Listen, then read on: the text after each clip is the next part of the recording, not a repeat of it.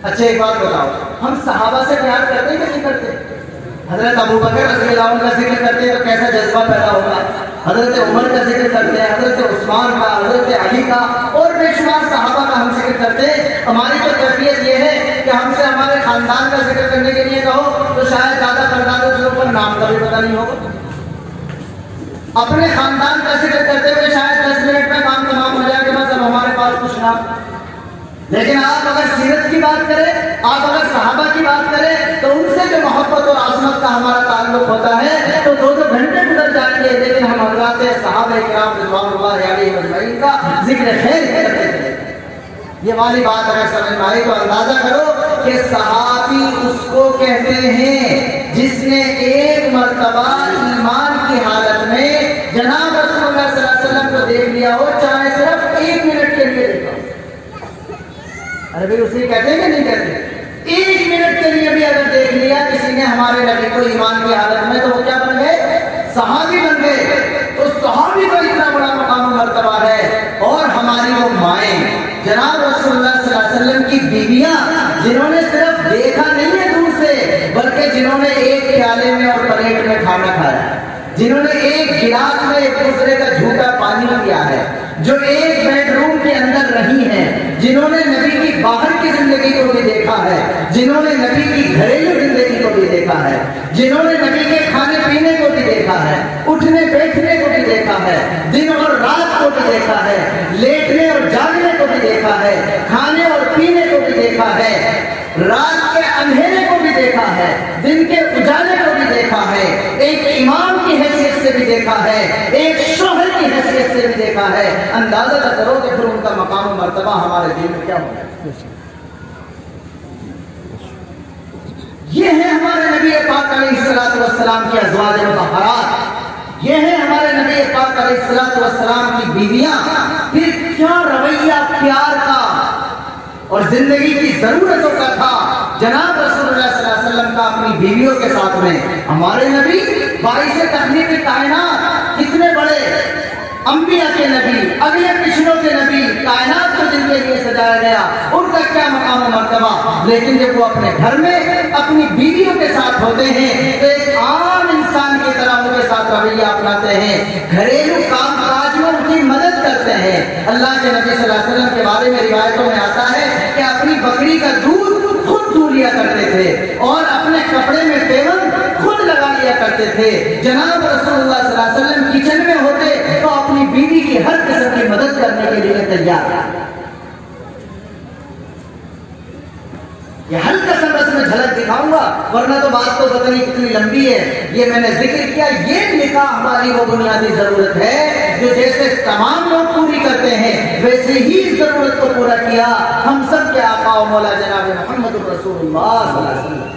اور آج مجھے ان حضرات نے یہ حکم دیا کہ ہمارے نبی کی بیویوں کا ذکر کریں۔ اب آرام سے سنیے، ہمارے نبی کی کتنی بیویاں تھیں؟ 11۔ کتنی تھی بھیا؟ 11۔ کتنی تھی؟ 11۔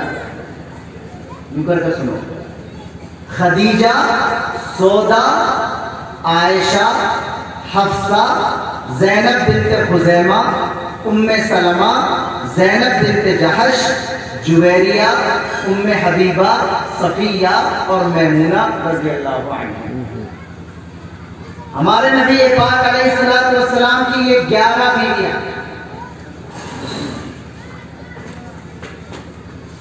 مجھے تو احساس ہو رہا، عجیب سی کیفیت ہو رہی ہے نام لیتے ہوئے بھی، آپ کا بھی ایسے احساس ہوگا۔ ہماری ایک ماں یہ ہوتی ہے جو ہمارے پاس سب ہے، دنیا میں ہمیں ملی، اور 11 مائیں ہماری وہ ہیں جو ہمارے نبی پاک علیہ السلام کی بیویاں۔ تھوڑی بڑی قربانی نہیں ہے نبی کی بیوی ہونا۔ ہمارے نبی پاک علیہ السلام جب دنیا سے تشریف لے گئے تو صرف 2 بیویوں کا انتقال ہوا جناب رسول اللہ صلی اللہ علیہ وسلم کی زندگی میں، باقی جب ہمارے نبی دنیا سے تشریف لے گئے تو 9 بیویاں باقی تھیں آپ کی، اور 9 کے 9 کو بعد میں کسی دوسرے سے نکاح کرنے کی اجازت نہیں تھی، اس لیے کہ نبی کی بیوی ساری امت کی ماں بن گئی، اور جب وہ ہم سب کی ماں بن گئی تو کوئی بیٹا اپنی ماں سے نکاح نہیں کرتا۔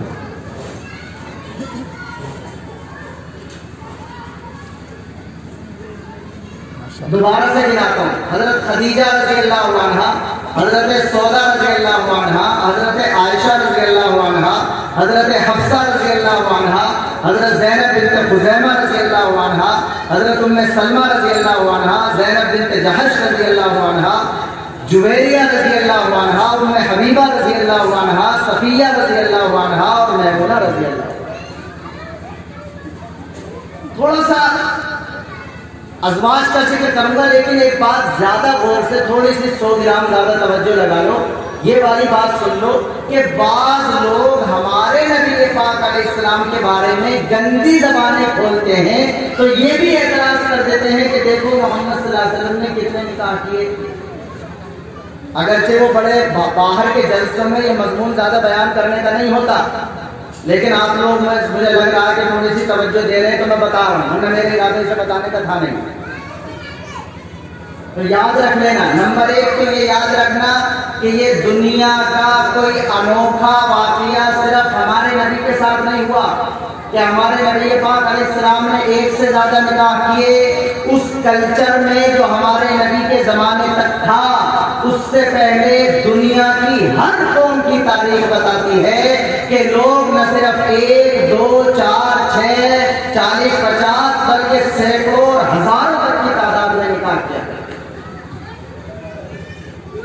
بہت غور سے سننا، ہمارے قانون کا کمال یہ ہے، اسلام کی خوبی یہ ہے، اسلام کے نظام کا اور قانون کا مسئلہ یہ ہے کہ اسلام نے ایک وقت میں 4 تک نکاح کرنے کی اجازت دی ہے، تو یہ 1 سے بڑھا کر 4 کی اجازت نہیں دی بلکہ ہزاروں سے گھٹا کر 4 تک روکا. یاد رکھنا میرے اس لفظ، 1 سے بڑھا کر 4 کی اجازت نہیں دی بلکہ ہزاروں سے گھٹا کر 4 پر روکا. میں اب مثالیں نہیں دے رہا، ورنہ مثالیں دینے کے لیے دی جا سکتی ہے. دنیا کے بنی اسرائیل کے یہود و نصارہ کے خاندان کے جتنے بھی انبیاء آئے، انہوں نے کتنی بیویوں کو اپنے نکاح میں رکھا ہے. پلس ہمارے برادران وطن کی تاریخ اگر دیکھی جائے تو رام چندر جی کے جو والد راجہ دشرت صاحب تھے، ان کے جو اپنے 3 بیٹے ہیں وہ 3 الگ الگ بیویوں سے ہیں. ہندی کی ہسٹری کی کسی بھی کتاب میں پڑھیں. لیکن میں اس مضمون کو زیادہ پھیلانا نہیں چاہ رہا، میں صرف یہ کہہ رہا ہوں کہ اس زمانے کا کلچر ہی یہ تھا. یہ تو اسلام کی خوبی ہے کہ اس نے 1 سے بڑھا کر 4 نہیں کیا بلکہ ہزاروں